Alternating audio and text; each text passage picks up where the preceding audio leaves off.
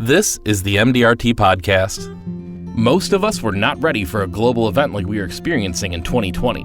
That can impact everything from clients who are not tech-savvy to those who want you to advise them on more than their finances.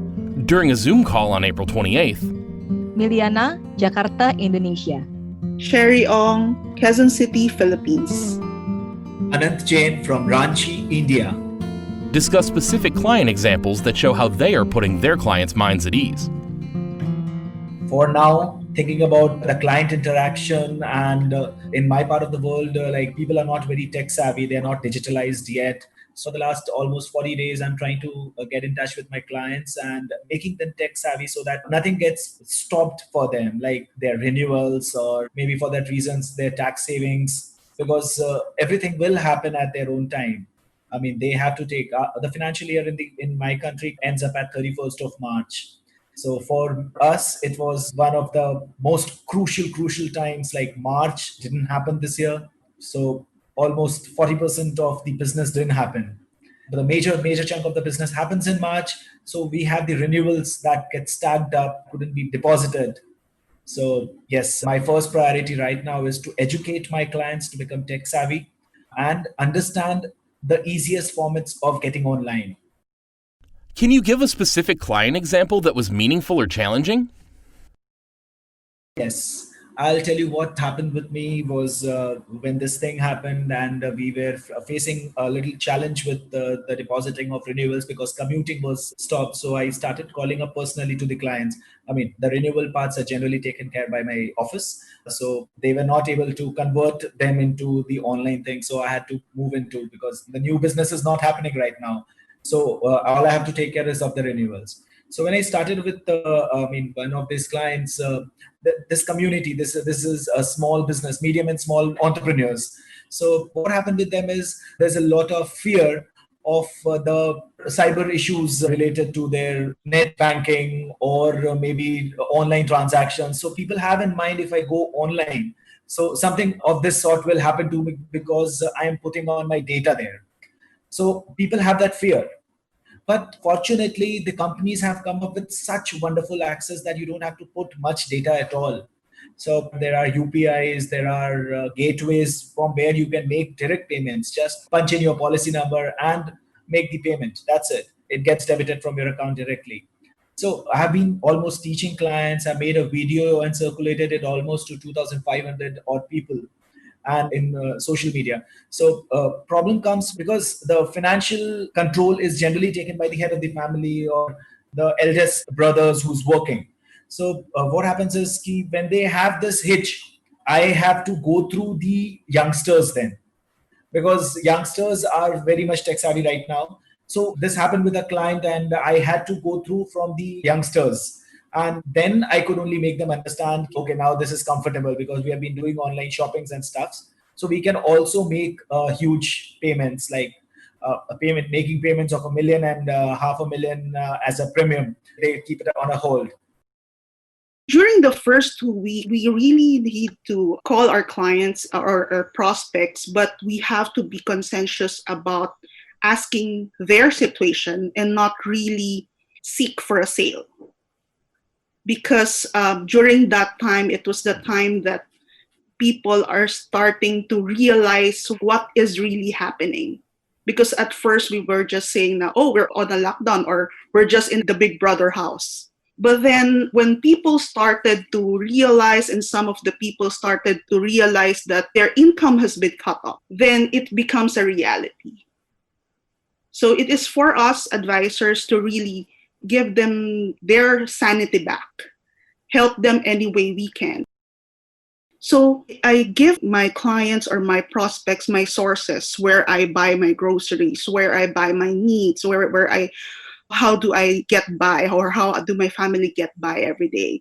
And then sometimes we share tips also on cooking, what dish to make, because you cannot just have one dish for 1 week. So just being innovative about everything, and then they will loosen up, they will ease up on you. And then that's the time you talk to them about where their family is in this time of the crisis and how's their policy. So that's the time we can open up about policy review and how the company is doing, if they would want to have an additional insurance to protect their risk.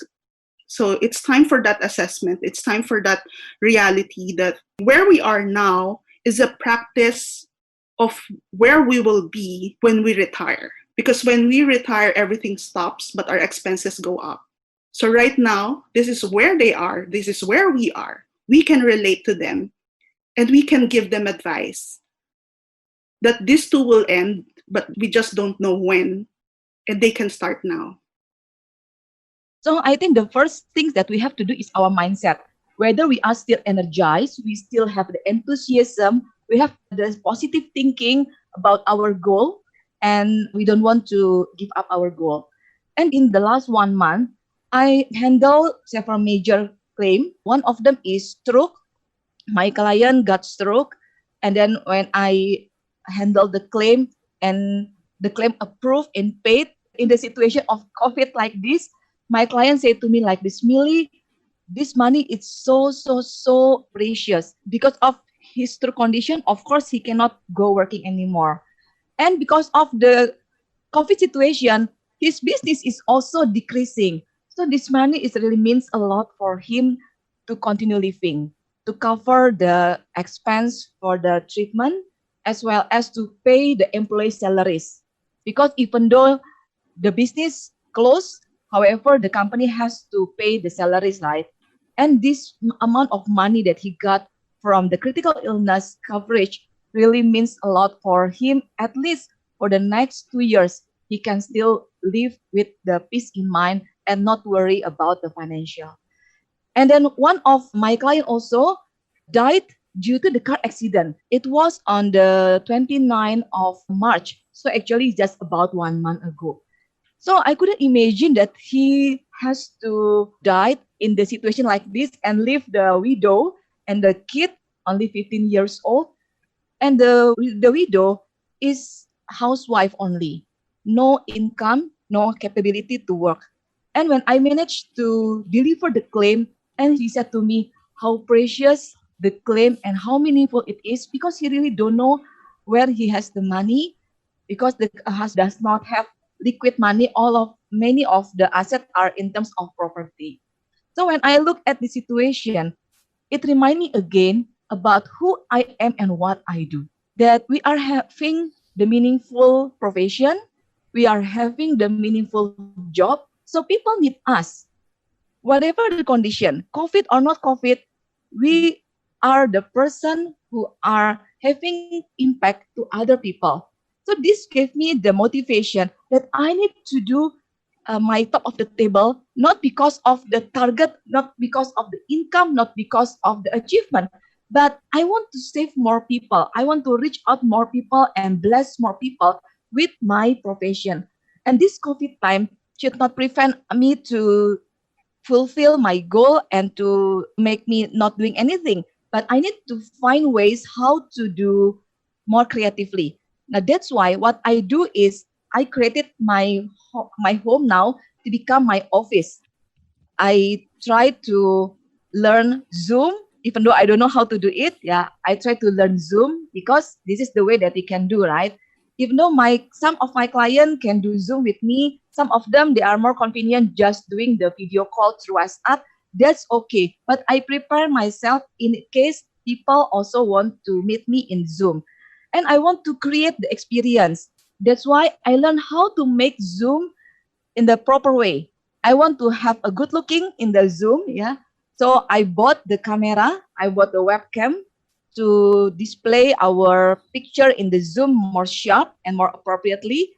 I also bought the headphone so that my voice can be heard clearly by people who want to meet me, by my client. And I also try to create the virtual background like this to make people feel, wow, this is a good thing. Then, when we go to see people, we want to be look good. We want to wear the nice dress. We want to drive the nice car or bring the nice handbag. But of course, now we cannot show them our nice car or nice handbag, right? At least we can show them the way we are presenting ourselves. We dress well, and I want to make the virtual office in a very elegant and the professional, so that people when see us, they can look us professionally. They see that we are doing this, really want to do the best to meet them in a professional way.